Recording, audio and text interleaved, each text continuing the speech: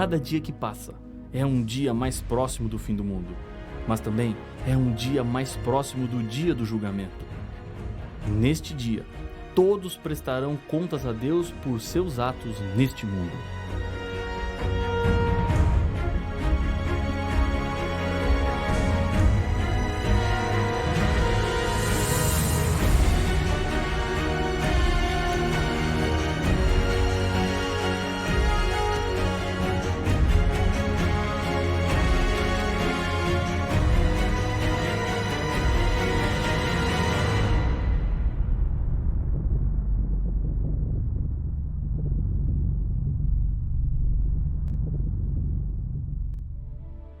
No dia 27 de março de 2011, saiu o resultado de um julgamento que causou grande repercussão no Brasil. Isabela, uma garotinha de 5 anos, foi espancada e depois atirada da janela do apartamento onde seu pai e sua madrasta viviam. Milhares de pessoas acompanharam para saber qual seria o veredito final. O pai foi condenado a 31 anos e a madrasta a 26 anos de prisão. Muitas lágrimas foram derramadas e para alguns a justiça foi feita.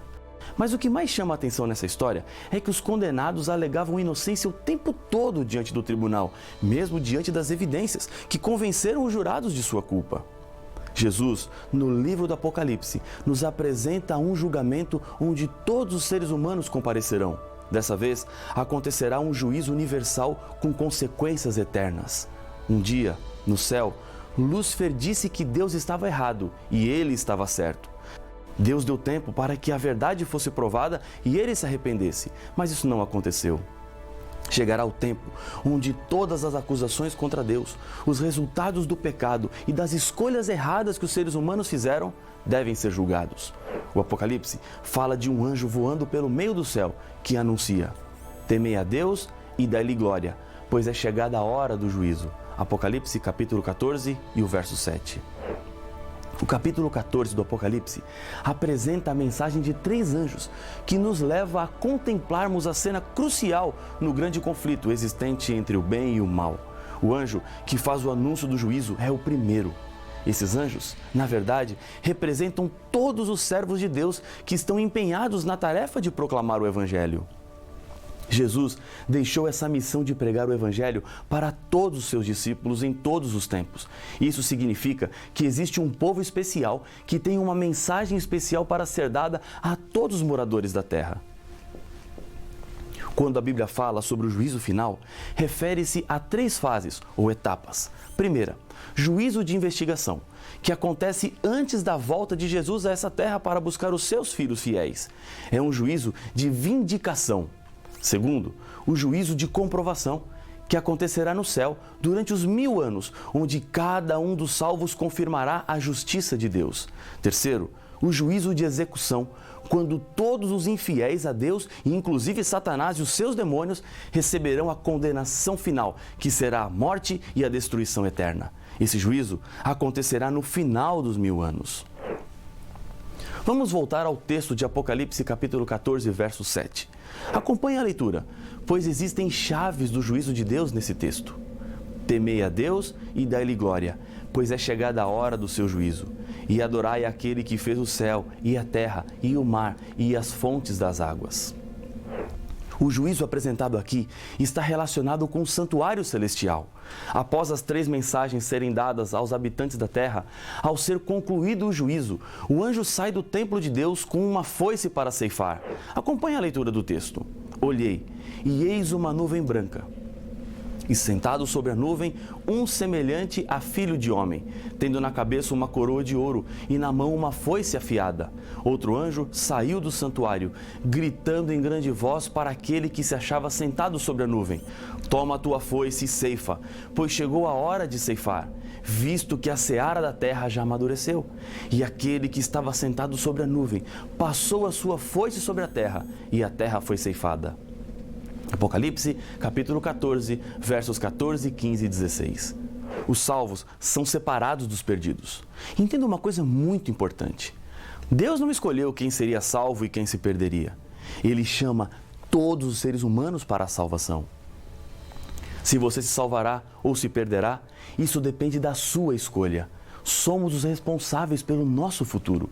Construímos ou destruímos a nossa salvação mediante as nossas escolhas. A culpa dos seus problemas não são dos astros que simbolizam o seu signo por causa do dia que você nasceu. Nada está escrito nas palmas das suas mãos e ainda mais que você não possa mudar. Você não é o personagem de um filme onde sua história já está escrita e você está somente encenando. Outro ponto importante do juízo anunciado pelo primeiro anjo está relacionado com os seres humanos. Um chamado é feito: adorai aquele que fez. Apocalipse capítulo 14, verso 7. Esse texto fala da restauração da adoração a Deus como Criador. A Bíblia apresenta como o mundo passou a existir. Deus fez todas as coisas e somos obras das suas mãos. Não viemos do acaso, não surgimos porque elementos químicos se juntaram, mas temos uma origem sobrenatural. Você é a obra-prima da criação de Deus neste mundo. Você tem muito valor diante de Deus. Ele se importa com você e isso você descobre quando reconhece que Deus é o Criador. Quando o anjo faz o convite à adoração ao Criador, ele está fazendo referência a um dos 10 mandamentos, que também leva os seres humanos à adoração. Aquele que fez. Esse mandamento tem sido esquecido e deixado de lado pelos seres humanos. Mas o anjo do juízo diz que você precisa obedecer a esse mandamento. O mandamento diz o seguinte: lembra-te do dia de sábado para o santificar. 6 dias trabalharás e farás toda a tua obra, mas o 7º dia é o sábado do Senhor, teu Deus. Não farás nenhum trabalho, nem tu, nem o teu filho, nem a tua filha, nem o teu servo, nem a tua serva, nem o teu animal, nem o forasteiro das tuas portas para dentro. Porque em 6 dias fez o Senhor os céus e a terra, o mar e tudo o que neles há, e ao 7º dia descansou. Por isso o Senhor abençoou o dia de sábado e o santificou. Êxodo capítulo 20, versos 8 a 11. O sábado tem uma razão. Deus é o Criador.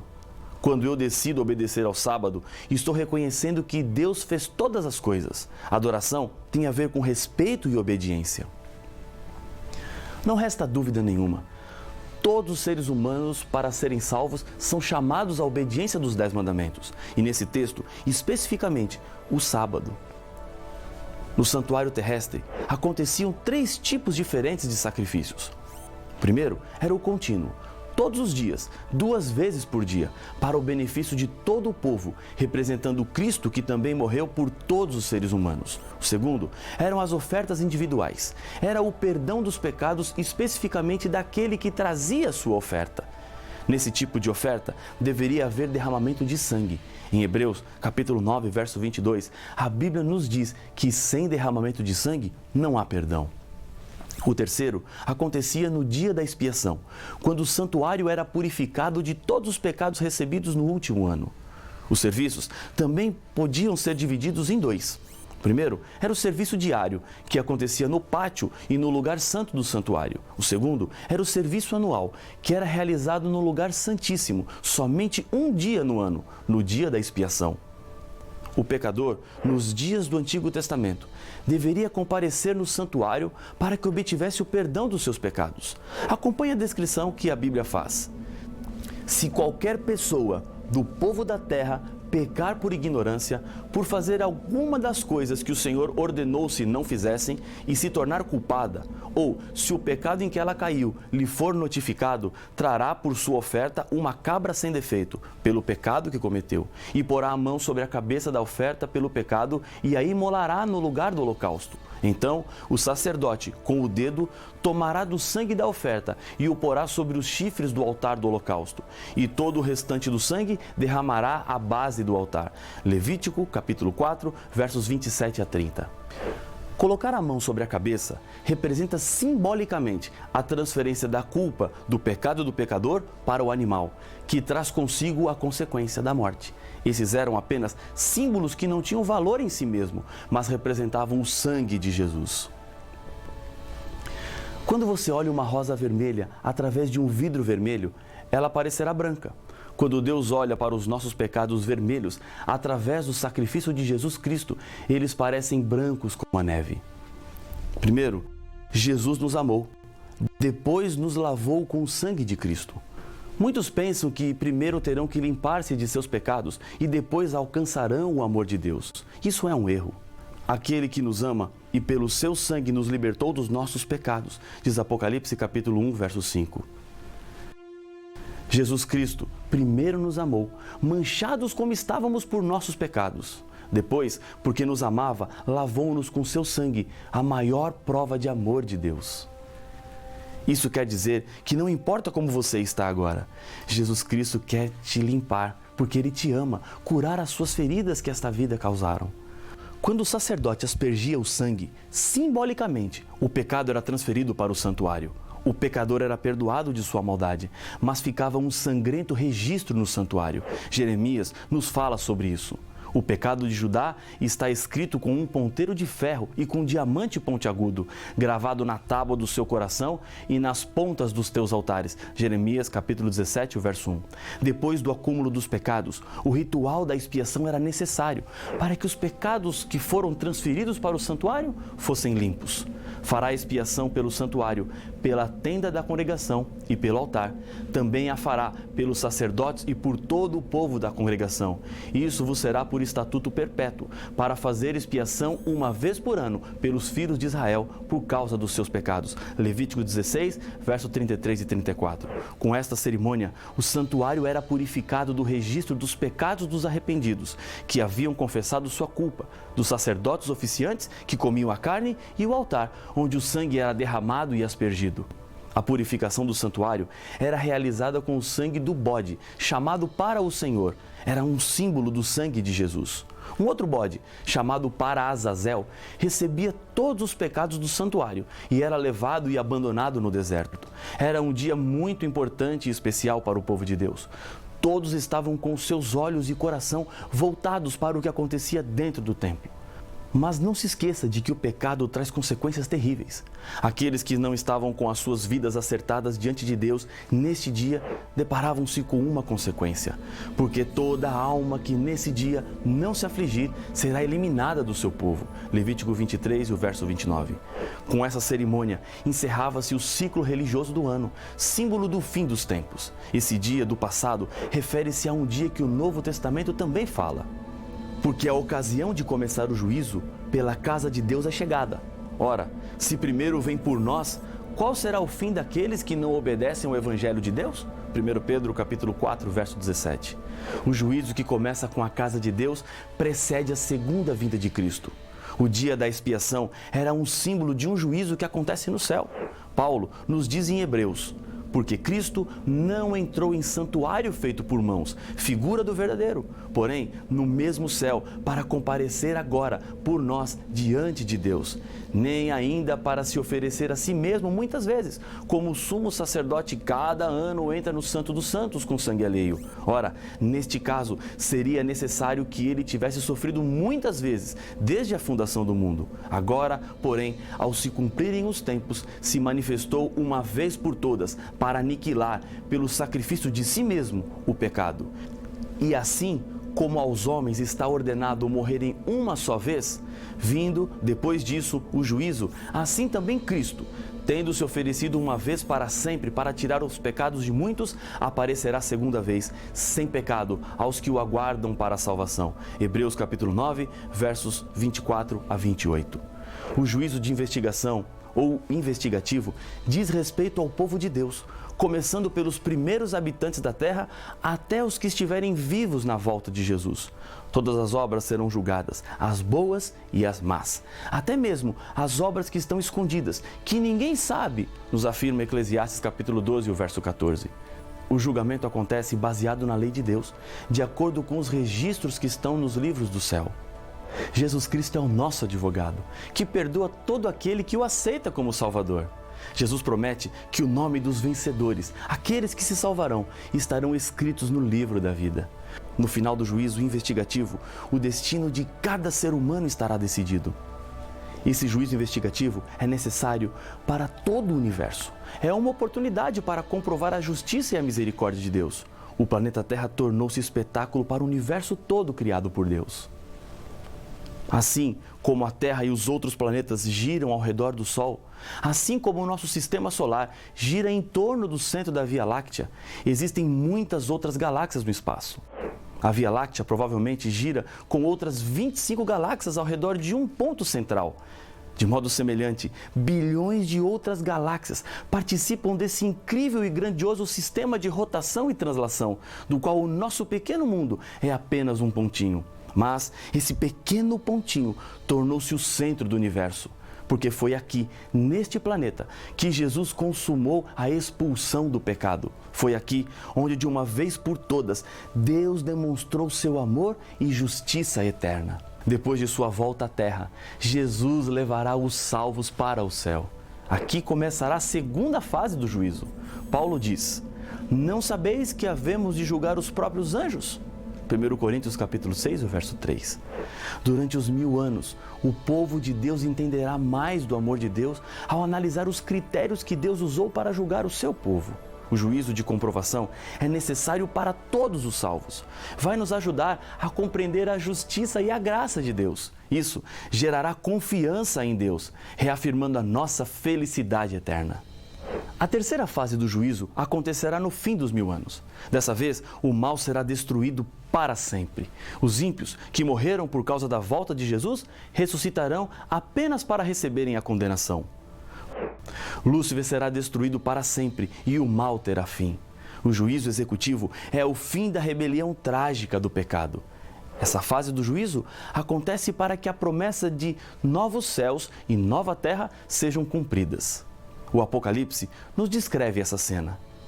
Vi um grande trono branco e aquele que nele se assenta, de cuja presença fugiram a terra e o céu, e não se achou lugar para eles. Vi também os mortos, os grandes e os pequenos, postos em pé diante do trono. Então se abriram os livros. Ainda outro livro, o livro da vida, foi aberto, e os mortos foram julgados, segundo as suas obras, conforme o que se achava escrito nos livros. Deu o mar os mortos que nele estavam. A morte e o além entregaram os mortos que neles haviam, e foram julgados, um por um, segundo as suas obras. Então, a morte e o inferno foram lançados para dentro do lago de fogo. Esta é a segunda morte, o lago de fogo. E se alguém não foi achado inscrito no livro da vida, esse foi lançado para dentro do lago de fogo. Apocalipse capítulo 20, versos de 11 a 15. Na época dos veículos puxados a cavalo, numa cidade do interior, um menino brincava na rua, quando os cavalos de uma carruagem surgiram em disparada. Os animais enlouquecidos corriam e a carruagem movia-se em grande velocidade completamente desgovernada, indo em direção da criança que brincava despreocupada. A mãe, ao ver o que estava prestes a acontecer, começou a gritar desesperadamente. Ela não podia fazer nada. Um jovem que estava passando jogou a sua pasta de lado e com firmeza se jogou no meio dos cavalos e segurou as rédeas até que eles parassem. Ele ficou completamente machucado, mas o garoto estava salvo. 20 anos mais tarde, um jovem enfrentava um julgamento por graves crimes que havia cometido. No momento em que o juiz ia ditar a sentença, o jovem lutava mentalmente para lembrar-se de onde ele conhecia o juiz. Ele lembrou-se. No momento em que o juiz já estava começando a falar, seu rosto mudou, de angustiado para esperançoso, quando perguntou: doutor, não foi o senhor que um dia arriscou a sua vida lançando-se no meio de uns cavalos desgovernados que puxavam uma carruagem que passaria por cima de um garoto? Sim, respondeu o juiz. Trago cicatrizes no peito, nos braços e nas pernas. Elas são lembranças daquele dia. Veja, doutor, eu sou aquele menino que o senhor salvou há 20 anos. Já que o senhor me salvou uma vez, por favor, salve-me outra vez. Após alguns instantes em silêncio, o juiz respondeu: naquele dia fui seu salvador, mas hoje sou o seu juiz. Por causa da sua conduta, devo condená-lo. Jesus fez tudo para nos salvar, mas se não o aceitarmos como Salvador, se não mudarmos de vida, ele será o nosso juiz e assim terá que nos condenar. Paulo faz um apelo: pois todos carecem da glória de Deus, sendo justificados gratuitamente por sua graça, mediante a redenção que há em Cristo Jesus, a quem Deus propôs no seu sangue como propiciação, mediante a fé, para manifestar a sua justiça, por ter Deus, na sua tolerância, deixado impunes os pecados anteriormente cometidos. Romanos capítulo 3, versos 23 a 25. Hoje, você precisa tomar uma decisão. Não há por que deixar para depois. Jesus está provando o seu amor para lhe salvar. Você não precisa mais sofrer. Não é necessário mais ter medo do futuro, porque Jesus está de braços abertos, prontos para lhe dar a vida eterna. Quer você se colocar diante de Jesus agora e receber das suas mãos a salvação? Eu sei que quer. E por isso eu quero convidá-lo a orar comigo. Senhor Pai nosso, obrigado pela certeza que temos do perdão, porque Jesus, o nosso advogado, intercede por nós e abre as portas da salvação e da vida eterna para cada ser humano. Aceita a nossa decisão, é o que eu lhe peço no nome de Jesus. Amém.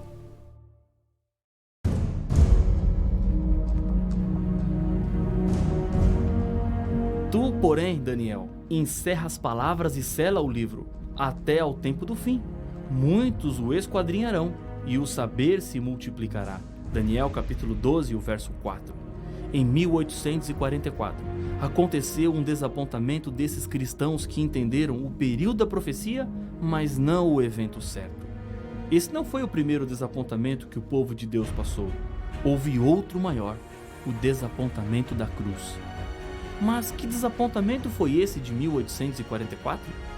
Talvez o mais importante. Qual foi o desapontamento da cruz? Para estas e outras perguntas, a resposta está no próximo episódio de Apocalipse, o fim revelado.